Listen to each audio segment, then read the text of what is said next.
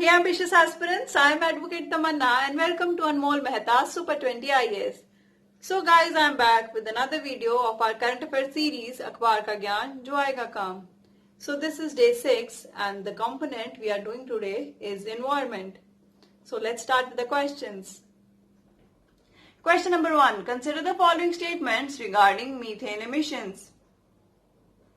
Wetlands contribute the maximum share for the global methane emissions. Temperate regions and Arctic are the major contributors of methane. Methane is categorized as a short-lived climate pollutant that have relatively short lifetime in the atmosphere. Which of the above statements are correct?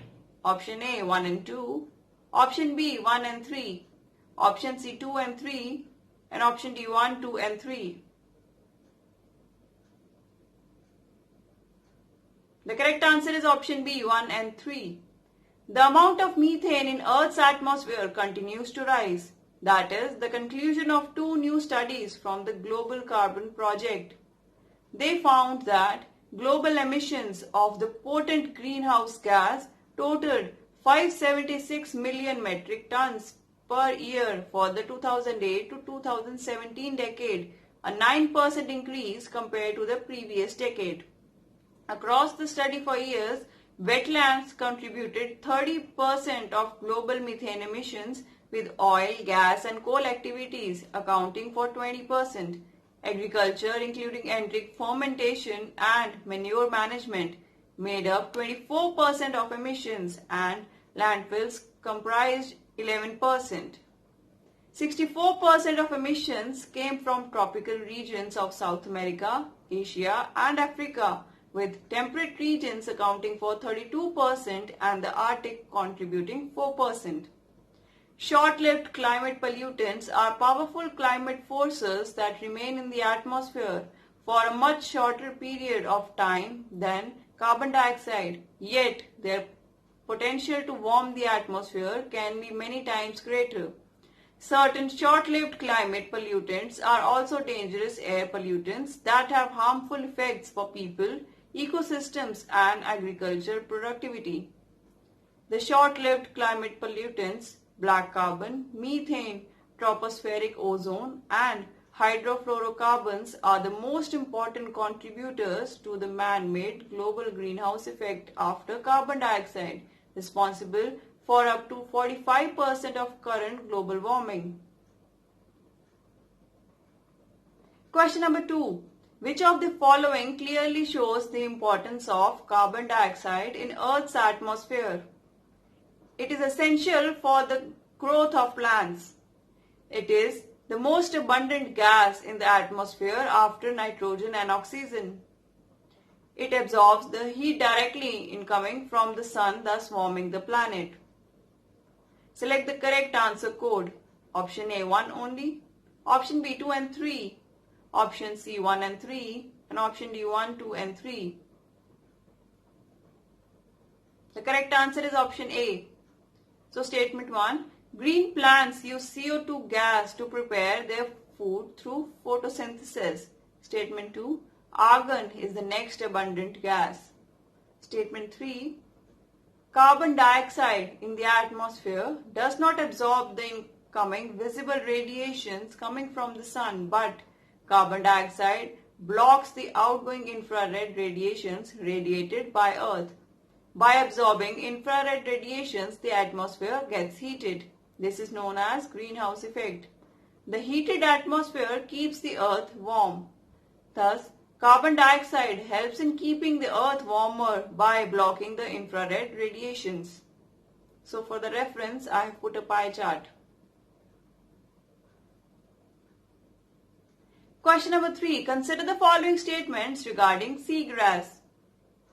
They are found from the tropics to the Arctic and Antarctica. They do not have roots and derive all the nutrition from petals. They are called lungs of the sea as they generate substantial oxygen through photosynthesis. Which of the above statements are correct? Option A 1 and 3, Option B 3 only. Option C 1 and 2. And option D 1 only. The correct answer is option B 3 only. Seagrass are found in shallow, salty and brackish waters in many parts of the world, from the tropics to the Arctic Circle, except the Antarctica. Even though seagrasses and seaweeds look superficially similar, they are very different organisms. Seagrass have leaves, roots and veins and produce flowers and seeds. The roots and rhizomes, thicker horizontal stems, of seagrasses extend into the sediment of the sea floor and are used to store and absorb nutrients as well as anchor the plants. They are one of the most productive ecosystems in the world.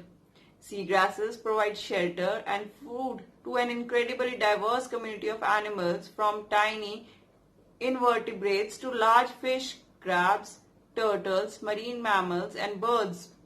Seagrass are known as the lungs of the sea because 1 square meter of seagrass can generate 10 liters of oxygen every day through photosynthesis. Seagrass leaves also absorb nutrients and slow the flow of water, capturing sand, dirt and silt particles. Question number 4. What are the sources that add nitrogen oxides into the atmosphere? Bacteria living in the soil, reaction of ultraviolet radiation with ozone, lightning stroke. Select the correct answer code. Option A 1 and 2, option B 1 and 3, option C 2 and 3, and option D 1, 2 and 3. The correct answer is option B. Nitrous oxide emissions occur naturally through many sources associated with the nitrogen cycle, which is the natural circulation of nitrogen among the atmosphere, plants, animals and microorganisms that live in soil and water. Nitrous oxide is actually removed from the atmosphere when it is absorbed by certain types of bacteria or destroyed by ultraviolet radiation or chemical reactions. A natural source of nitrogen oxides occur from a lightning stroke. The very high temperature in the vicinity of a lightning bolt causes the gases oxygen and nitrogen in the air to react to form nitric oxide. The nitric oxide very quickly reacts with more oxygen to form nitrogen dioxide. Question number 5. Consider the following statements regarding peatlands. Peatlands are wetlands where permanently waterlogged conditions prevent the complete decomposition of dead plant material. Peatlands are highly space-effective carbon stocks and contain more carbon than the entire forest biomass of the world. Peatlands are formed only under tropical climatic conditions. Which of the above statements are correct? Option A 1 and 2, option B 1 and 3, option C 2 and 3, and option D 1, 2 and 3. The correct answer is option A. Peatlands are formed due to the accumulation of partially decomposed plant remains over thousands of years under conditions of waterlogging. Peatlands, which play a crucial role in regulating global climate by acting as carbon sinks, are facing degradation. Peatlands, lands with peat at the surface, are highly space-effective carbon stocks. They cover only 3% of the land but contain more carbon than the entire forest biomass of the world. Peatlands contain 30% of the world's soil carbon. When drained, these emit greenhouse gases contributing up to 1 gigaton of emissions per year through oxidation. Peatlands occur in the different climatic zones. When in tropical climate, they can occur in mangroves. In Arctic regions, peatlands are dominated by mosses. Some mangrove species are known to develop peatland soils under them. Besides climate mitigation, peatlands are important for archaeology as they maintain pollen, seeds and human remains for a long time in the acidic and waterlogged conditions. In many countries, pristine peatlands are important for recreation activities. These areas also support livelihood in the form of pastoralism. The vegetation growing on pristine peatlands provide different kind of fibers for construction activities and handicrafts. Question number 6. Consider the following statements regarding coral bleaching. When corals are stressed by changes in the temperature, light or nutrients, they expel the algae living in their tissue, causing them to turn white. Increase in zooplankton levels triggers coral bleaching. Cold water temperatures also cause coral bleaching. Which of the above statements are correct? Option A, 1 and 2. Option B, 2 and 3. Option C, 1 and 3. And option D, 1, 2 and 3. The correct answer is option D, 1, 2 and 3. According to the National Oceanic and Atmospheric Administration (NOAA), when corals are stressed by changes in conditions such as temperature, light or nutrients, they expel the algae living in their tissue, causing them to turn white, hence bleached. Coral bleaching does not mean the corals are dead, but make them vulnerable, hence increasing their mortality. Warm ocean temperatures are one condition that could lead to coral bleaching. Pollutants such as oxybenzone, butylparaben, acetyl methoxycinnamide or anzacamine, 4 common sunscreen ingredients that are non-biodegradable and can wash off skin. Even so, NOAA says that not all bleaching events are due to warmer temperatures. In January 2010, cold water temperatures in the Florida caused a coral bleaching event that resulted in some coral deaths. So for the reference, I have given the list of triggers.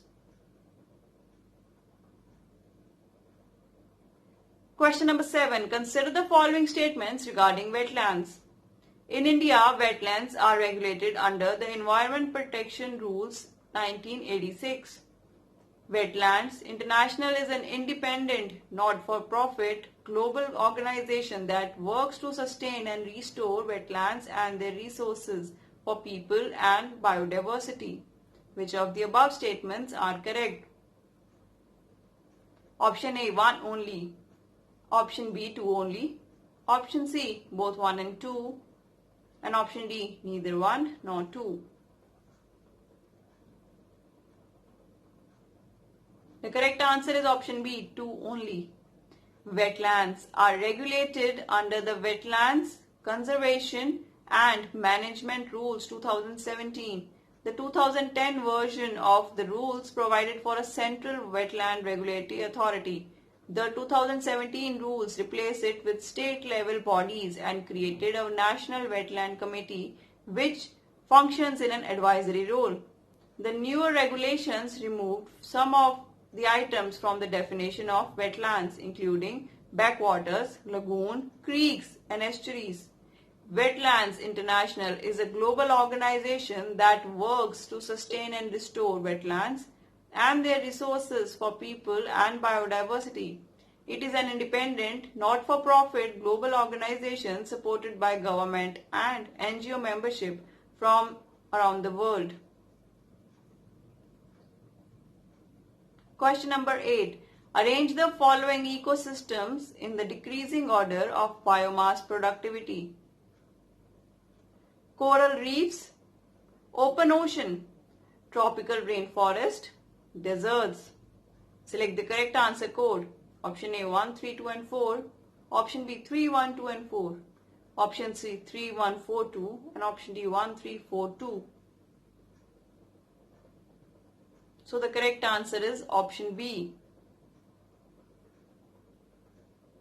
Question number 9. To avoid unfavorable conditions, which of the following enter into a diapause, a stage of suspended development? Option A zooplankton, option B bears, option C snails, and option D fish. The correct answer is option A zooplankton.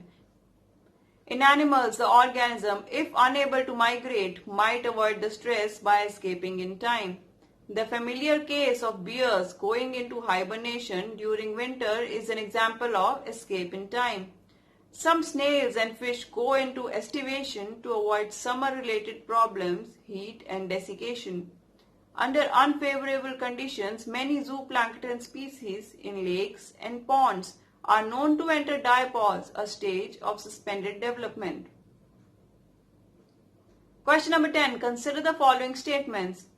The energy pyramid of an ecosystem is always upright and narrows to the top. The biomass in the upper trophic levels is generally very high as compared to the lower trophic levels. Which of the above statements are correct? Option A, 1 only. Option B, 2 only. Option C, both 1 and 2. And option D, neither 1 nor 2. The correct answer is option A.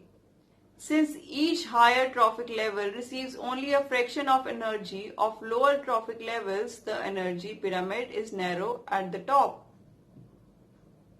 But generally, barring some aquatic ecosystems, lower trophic levels have higher biomass as compared to the higher trophic levels. So I hope you guys like the video. If you like the video, give us a thumbs up, comment if you have any doubt, share it with your friends, and do subscribe to the channel. For more videos, turn on the bell icon. Thank you so much for watching and happy learning.